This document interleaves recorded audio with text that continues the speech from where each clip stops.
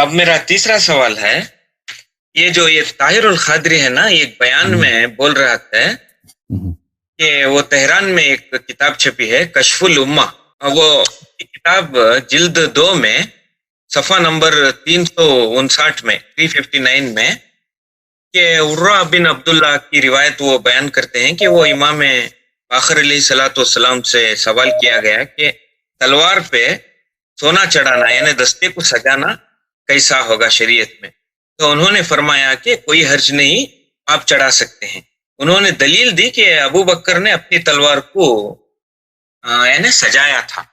تو تب انہوں نے بولا آپ نے ابو بکر کو نام لے رہے ہیں، اسے صدیق کہہ رہے ہیں، تو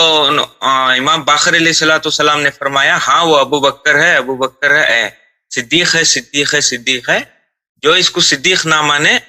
وہ دنیا اور آخرت میں سچا نہیں ہے کر کے یہ بول رہے ہیں۔ اس کی شرح یا کچھ اس کا بارے میں تھوڑا اوکے میں دکھاتا ہوں ابھی۔ کشف الغمہ ہے، کشف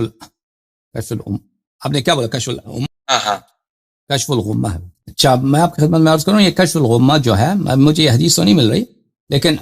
جی کشف الغمہ کے مقدمے میں اگر آپ جا کے دیکھیں، میں اس کا مقدمہ آپ کو دکھاتا ہوں۔ یہ کتاب ہے عزیزو کشف الغمہ، یہ کشف الغمہ فی معرفت الائمہ علیہم الصلاۃ والسلام، تالیف العلامہ المحقق ابو الحسن علی بن عیسیٰ بن ابی الفتح الاربلی، چاپ دار الاضواء بیروت میں، جلد نمبر 1 میں۔ ابھی اگر اس کتاب، یہ تو محقق کا مقدمہ ہے، مقدمۃ المؤلف، مؤلف کا جو مقدمہ ہے اس میں وہ واضح طور پہ فرماتے ہیں کہ میں اس کتاب میں،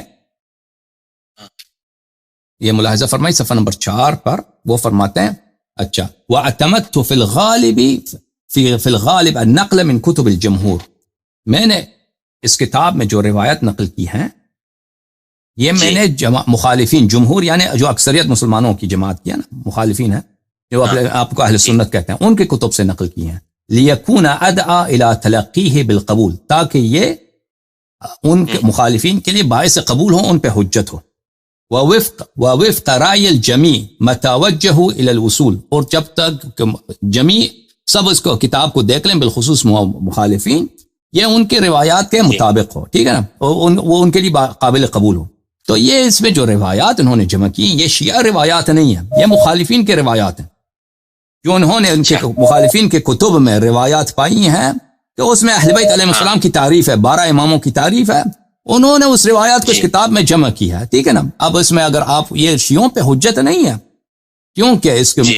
اس میں مؤلف خود واضح الفاظ میں فرماتے ہیں کہ میں نے مخالفین کے کتب سے روایات نقل کی ہیں، ٹھیک ہے، سمجھ میں آئی نا بات آپ کو؟ جی سمجھ میں آ رہی۔